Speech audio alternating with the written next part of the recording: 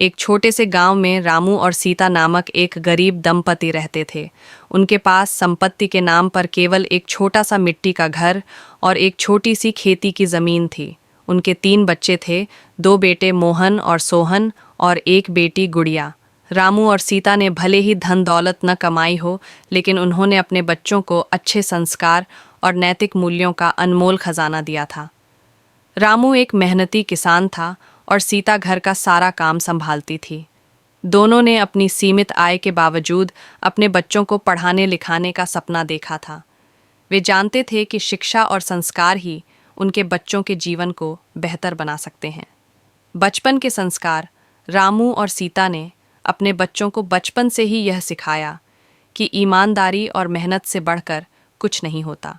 सुबह होते ही वे बच्चों को खेत पर ले जाते और उन्हें प्रकृति का महत्व समझाते।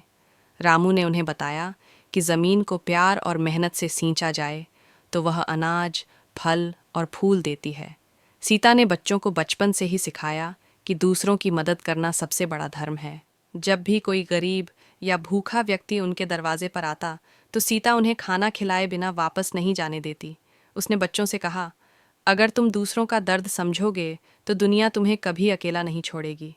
शिक्षा और कठिनाइयों का सामना। गांव में कोई बड़ा स्कूल नहीं था, इसलिए बच्चों को रोज 5 किलोमीटर दूर के स्कूल पैदल जाना पड़ता था।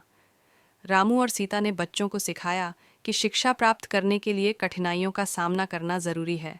मोहन, सोहन और गुड़िया ने इस बात को समझा और पढ़ाई में जी जान से मेहनत करने लगे। एक बार की बात है, जब रामू की फसल बर्बाद हो गई और घर में खाने तक के लाले पड़ गए। तब रामू ने अपने बच्चों से कहा, बेटा, यह समय कठिन ज़रूर है, लेकिन हम हार नहीं मानेंगे। मेहनत और धैर्य से हर समस्या का समाधान होता है। बच्चों ने अपने माता पिता की यह सीख अपने जीवन में उतार ली। संस्कार का असर। एक दिन गांव में एक बड़ा मेला लगा।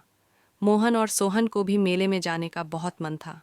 रामू के पास पैसे नहीं थे, लेकिन उसने बच्चों से कहा, तुम्हें मेले में ज़रूर जाना चाहिए, लेकिन याद रखना, किसी भी चीज़ की कीमत उसकी मेहनत से होनी चाहिए।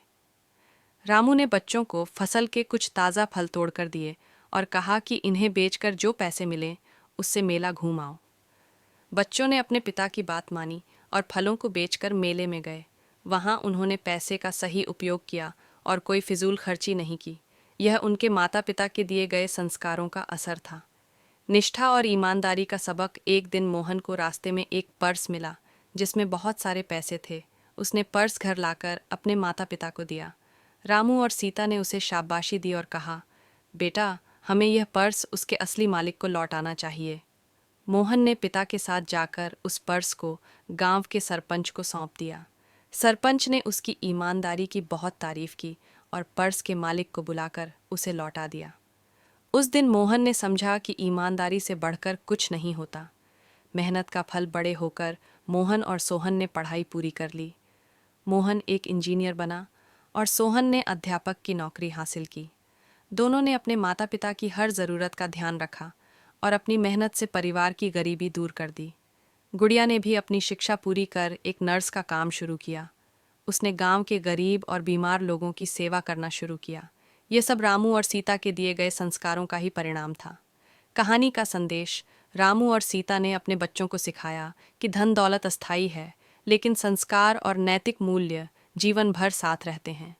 उन्होंने बच्चों को यह भी समझाया कि दूसरों की मदद करना, ईमानदारी से जीवन जीना और मेहनत करना ही सच्ची सफलता की कुंजी है। उनके बच्चे बड़े होकर समाज के लिए प्रेरणा बन गए और उनके माता पिता के दिए गए संस्कारों को पूरे जीवन में अपनाया। यह कहानी हमें सिखाती है कि माता पिता का अपने बच्चों को दिए गए संस्कार उनके जीवन की सबसे बड़ी पूंजी होती है।